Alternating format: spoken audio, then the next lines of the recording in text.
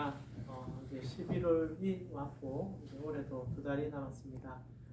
남은 2달도 주를 더 사랑하는 달이 되게 해 주시고, 연말이 왔기에 많이 분주하고 바쁠 수 있지만 우리의 신앙을 지켜나가는 하나님 앞에 온전히 설 수 있는 저희가 되도록 인도해 주시옵소서.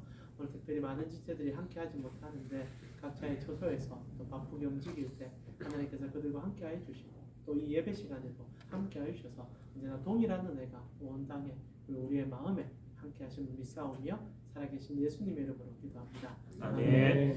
오늘 그 설교 제목이 혹시나 공개가 돼서 안 오셨나 모르겠습니다. 오늘 이제 헌금에 대한 얘기를 좀 하게 됩니다. 저번 주 토요일 날 저희 이제 동서가 안수 집사님으로 임직을 받게 되었습니다. 좀 많은 우여곡절이 있었던 친구이기도 하고 그 교회에서 여러 상처를 받았던 친구이기도 한데 이제 결국 이제 안수 집사로 이제 임직을 받게 되었죠. 한 번쯤 여러분과 나눴던 것 같은데 지금은 이제 그 친구가 컨테이너를 이제 운행을 하고 있는데 젊었을 때는 이제 사회복지사로 일을 좀 했었습니다. 그러다 보다가 이제 여러 군데를 이렇게 진행하고 또 교회 복지사로 일을 좀 하게 됐고, 근데 이제 그 친구가 가장 교회에서 당혹스럽게 여겼던 것 중에 하나가 구세군에서 그 친구가 이제 일을 했었거든요. 아시다시피 구세군이 기독교 단체지 않습니까? 그러니까 자체적으로 예배도 드리고 이제 복지사들을 통해서 이제 또 교회가 형성되듯이 소위 말하는 선교 단체처럼 파라처치로 활동하게 되죠. 그러면서 이제 복지사에게 월급을 주는데 이게 좀 고쳐졌으면 좋겠는데 이제 동서 말로는 이제 교회도 있어봤고 그리고 이제 구세군에도 있어봤고 일반 복지원에도 있어봤었는데 제일 편한 게 사실 일반 복지원이다라고 얘기할 정도로 교회와 연관된 곳이 참 불편했다 얘기합니다. 그중에 가장 불편한 게 페이백을 해달라는 거죠. 이제 월급을 주면 11조를 이제 그 기부 단체에 내놔라는 얘기는 노골적으로 하는 겁니다. 안 하면 불이익이 오는 거죠.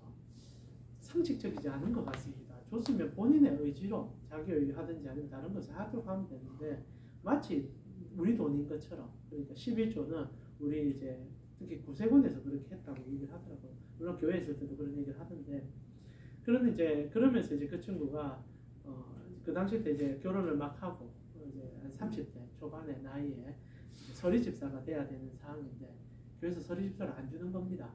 그러니까 자교회에 12주를 하지 않는다는 이유로 그래서 이제 헌금 리스트를 뽑아가지고 그 친구한테 줬죠. 그래서 그 친구가 굉장히 큰 상처를 받고 교회를 떠날 생각까지 한 적이 있었고 저하고 상담을 좀 하기도 했었습니다.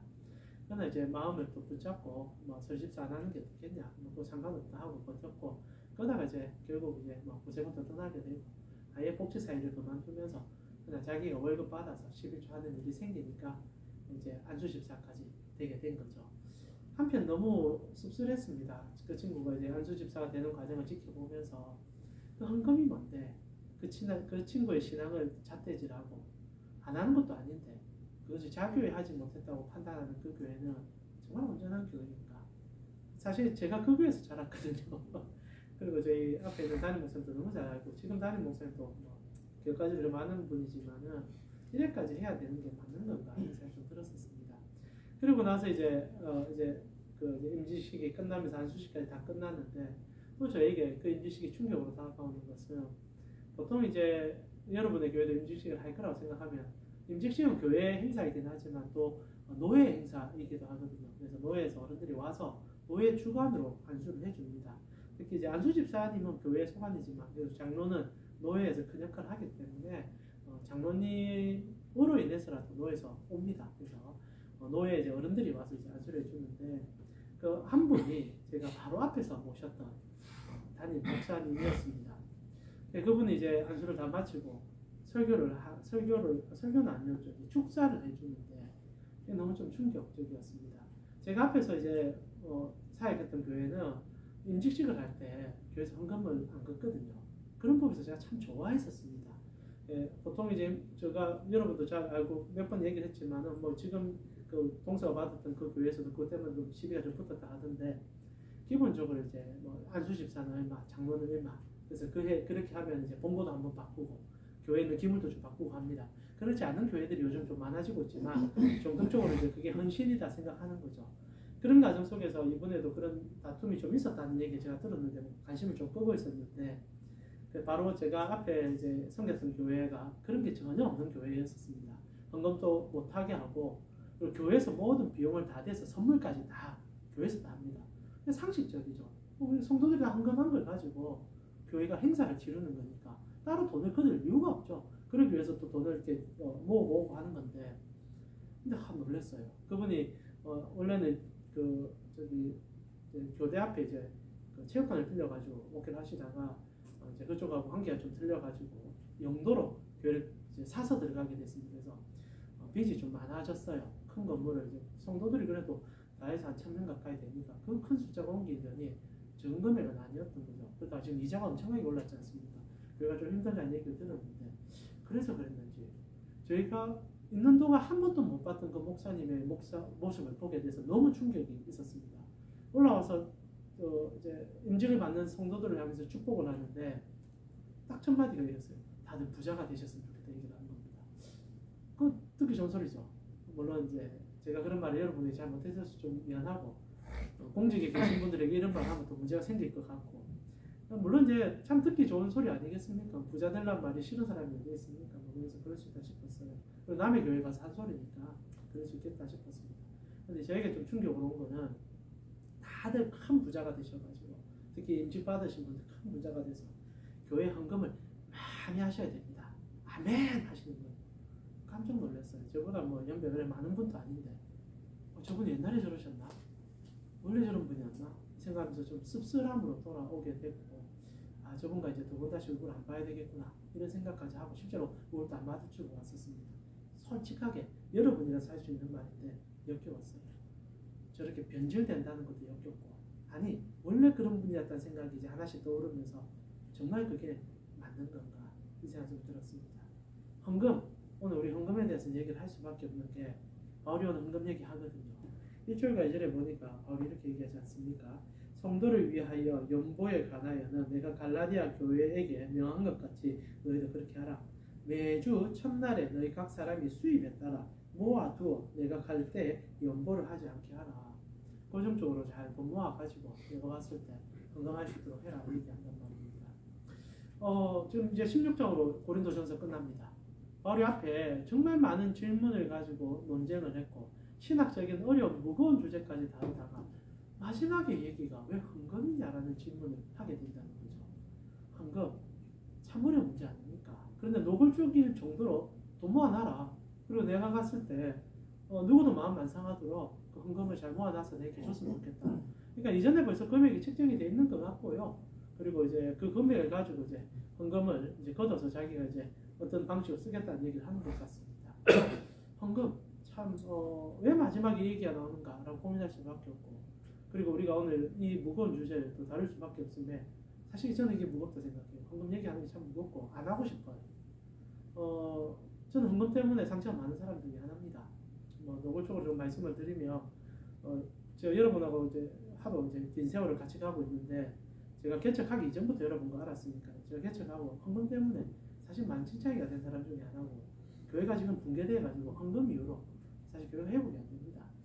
코로나 전에 한번 말씀드렸어요. 우리 그 성도님 중 한 분이 교회에 오신 지 얼마 안 됐는데 갑자기 어느 날 갑자기 자기 명의로 이름으로 헌금을 하겠다고 저에게 전화가 왔어요. 그래서 제가 하지 말라고 그랬죠. 목사가 이제 헌금하지 말라는 거 여러분 오해하셨지만은 사실상 좀 저희가 너무 느껴져서 이분이 왜 헌금을 하고 싶어 하는지 좀 느껴졌고 여러분 헌금 왜 하시죠? 물어보고 싶어요. 저희 교회 성도가 아니니까 제가 물어보고 싶어요. 여러분 교회 헌금 왜 하세요? 어떤 목적으로 하십니까? 여러분의 목적이 하나님이 아니라면 안 하는 게 맞다 생각해요. 제가 그날 그 전화 받고 그 집사님은 저희 교회 온 지가 1년도 안 됐는데 큰 개목을 한다고 할 때 저는 이분이 하나님 나라를 위해서 헌금하지 않는다고 느꼈거든요. 그냥 하지 말라고 그랬어요. 근데 부득을 하셨습니다. 그리고 이제 한 거를 목사가 어떻게 말립니까? 그리고 이제 칭찬해 줬어요. 고맙다고. 그 당시 교회 빚이 좀 있으니까 잘 갚겠다고 말씀드렸죠. 그리고 이제 그분이 그 금액만큼의 자기 자리를 요구하기 시작했었습니다. 정말 충격이었어요. 네. 교회가 작으니까 더 영향력이 커지죠. 그래요. 금액이 그래 큰 것도 아닙니다. 사실 정확히 말씀드릴게요. 500만 원 헌금하셨는데 그걸 가지고 왜 내 이름을 안 알려주냐? 노골적으로 얘기하시고 왜 회계 집사는 나에게 고맙다는 말도 안 하냐? 얘기하시더라고요. 정말 충격이었습니다. 교회가 정말 혼돈이 순간이었고 그분이 이제 결국 그러면서 이제 여러 가지 유형비유도 버티고 가다가 그 문제와 연달아 식당 문제까지 연달아서 교회가 완전히 박살나고 모두 대부분 가지거나 정말 한 2달 사이에 다 떠났거든요. 저는 지금도 헌금하면 치가 떨리고 얘기 안 하려고 합니다. 여러분에 맡겨드리고 싶어요. 근데 말입니다. 바울이 헌금 얘기한단 말입니다. 이 어렵고 무거운 주제를 얘기한다는 것은 왜 그랬을까? 저는 이것이 결국 신앙의 정도이기 때문입니다. 헌금은요 위험합니다.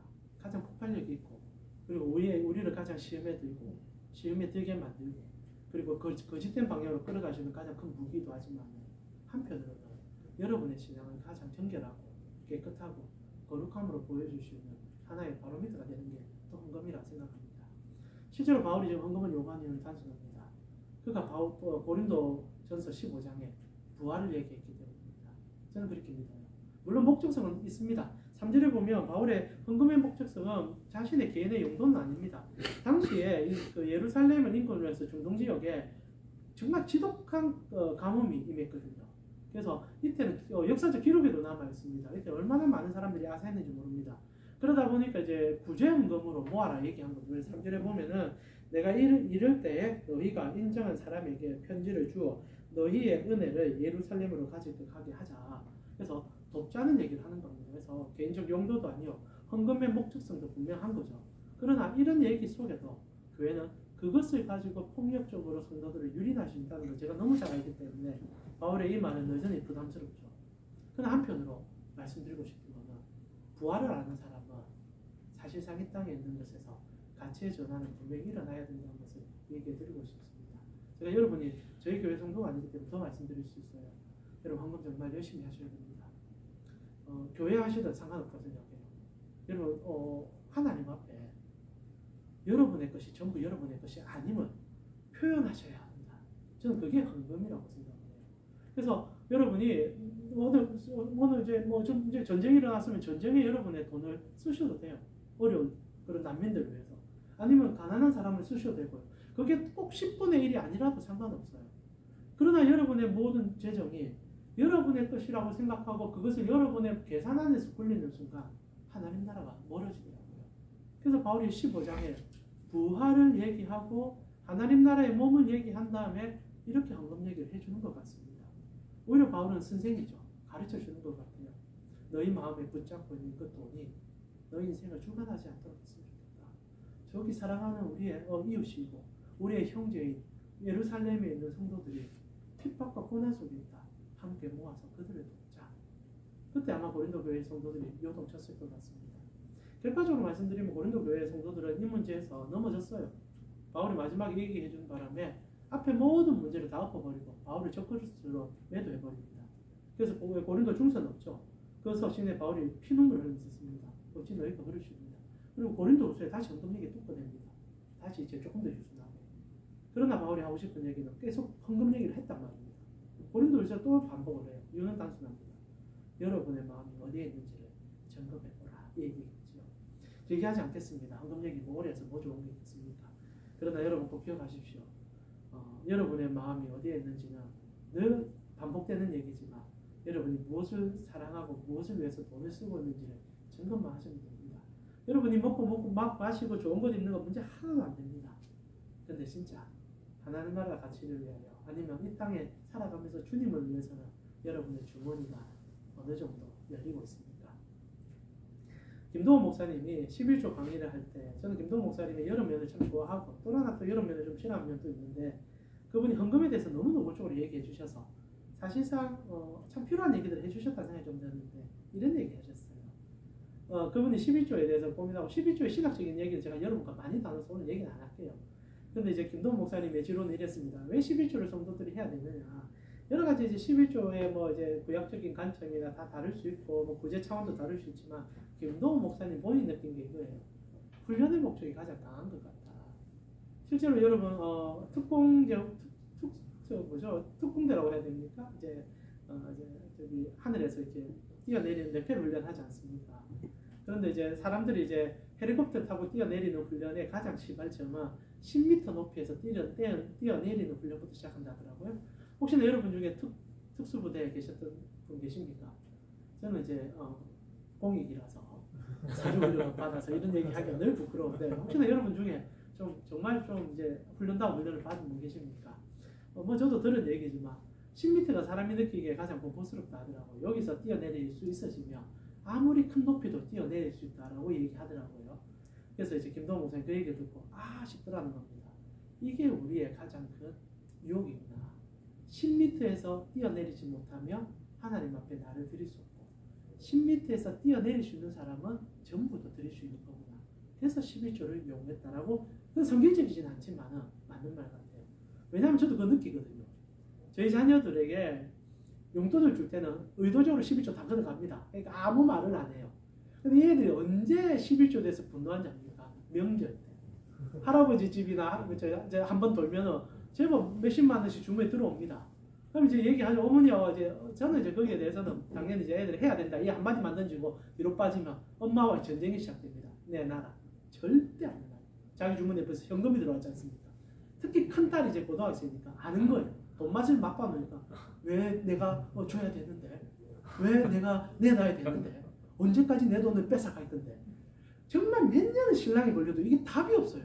결국 이제 뺏깁니다. 근데 걱정이 돼요. 얘는 나중에 헌금을 할 때 이게 정말 자기가 정말 이제 해서 이제 해야 되는 게 훈련이라는 차원에서 하고 있지만은 지금 이 아이가 변화가 돼야 되는데 둘째, 셋째는 괜찮은데 첫째가 문제거든요. 돈에 대한 이 무서움이 참 느껴지더라고요. 그러면서 이게 느낍니다. 그럼 사실 남이 다 준 거잖아요. 어른들이 다 준 거잖아요. 근데 내 손에 들어온 순간 이게 내 건 거예요. 그러니까 그 10분의 1도 내놓을 수 없는 거. 내 거기 때문에. 내가 아이스크림 사 먹으면 사 먹었지 하나님께 줄 수 없다.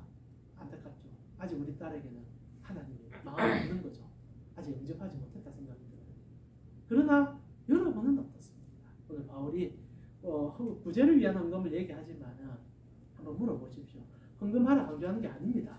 여러분은 어떤 가치로 살고 계시고 무엇으로 살고 계십니까? 여러분의 목적은 돈입니까? 아니면 하나님 나라입니까? 그렇다면 정말 여러분 스스로가 냉엄할 정도로 여러분의 신앙을 점검해 보시고 하나님께 나아갈 때 오히려 보지 못하는 것을 볼 수 있는 건강한 신앙이 되지 않을까 싶기도 합니다. 이 시간 우리 같이 한번 기도할까요?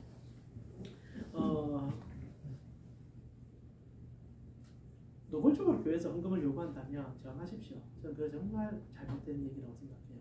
마치 제가 노예에서 어른들이 와서 얘기하듯이 부자 되세요. 그리고 헌금 많이 하셔 교회를 섬기세요.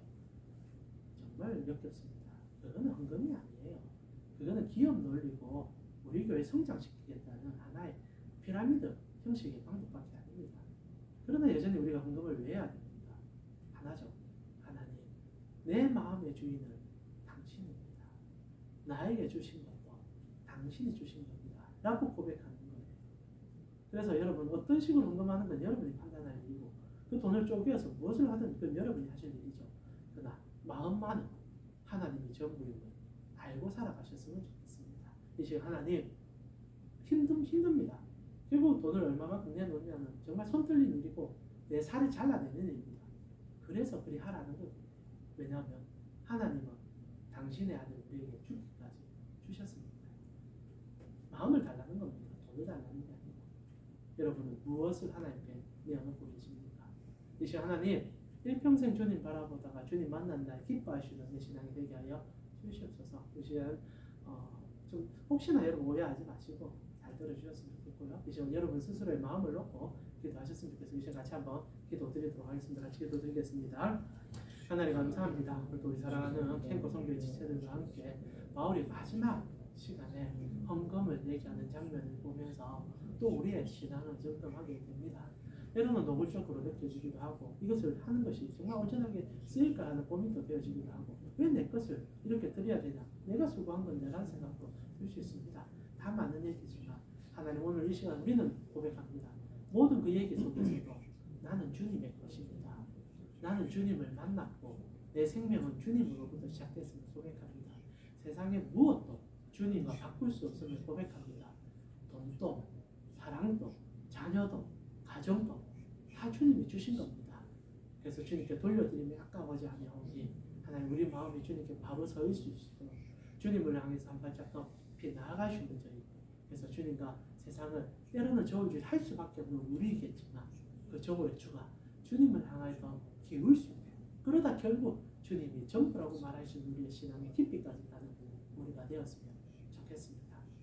하나님, 이 11월 결실의 가절에 우리는 고린도 전서를 마무리하는 과정 속에서 바울이 헌금 내게 하는 모습을 보게 됩니다.